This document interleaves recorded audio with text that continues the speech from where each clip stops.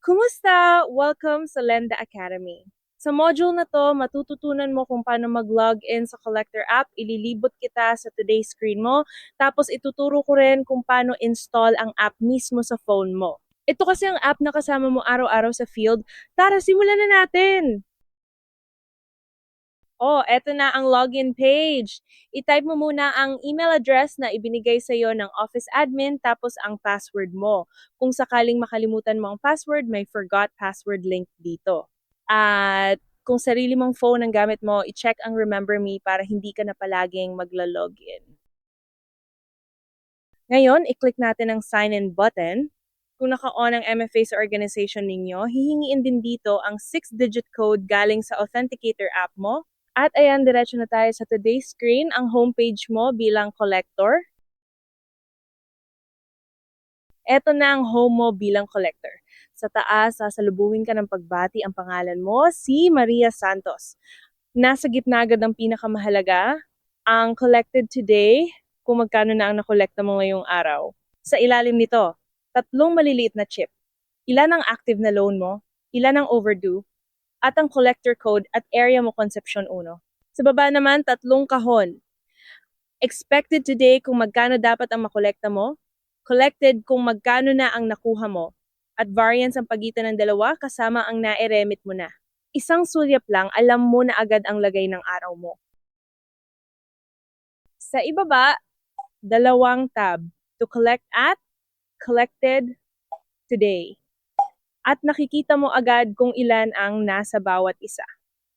Nandito tayo sa to collect ang mga loan na pupuntahan mo, nakauna na ang overdue, bawat card, ang pangalan ng borrower, ang loan number, at kung magkano ang kokolektahin mo ngayong araw. Si Ramon Mendoza, 600 pesos ang hulog niya. Si Jenny Aquino may pulang overdue badge, kaya siya ang unahin mo. At itong collect payment, pag-uusapan natin ang detalye sa susunod na module. Kapag nakolekta mo na ang bayad, lilipat ang loan sa Collected Today tab. Tingnan natin, ayan, nakalista dito ang mga nakuha mo ngayong araw tulad nitong kay Maria Bautista. Balik tayo sa To Collect.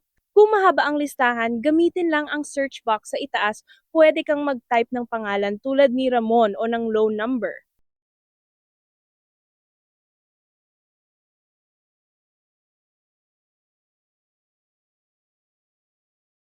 Sa pinakababa, ang floating dock mo ang mabilisang navigation.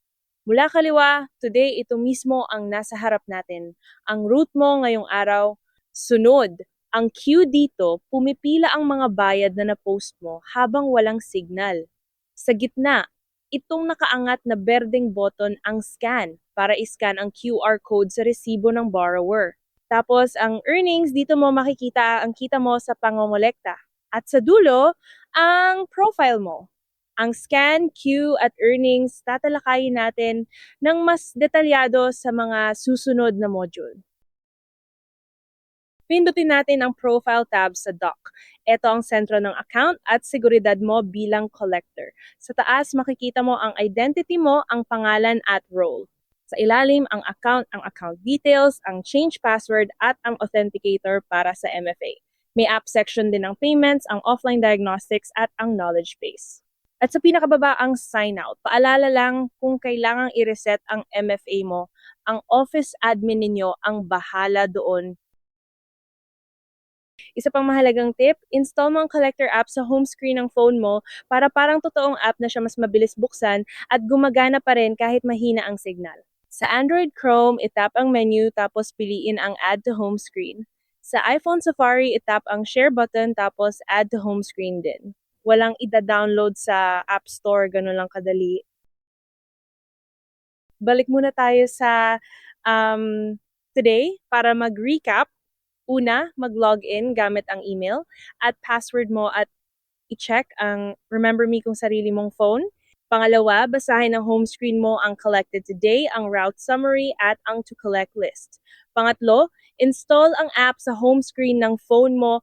Sa susunod na module, ang daily route mo naman ang pagkolekta ng payment sa field. Kita-kita tayo doon.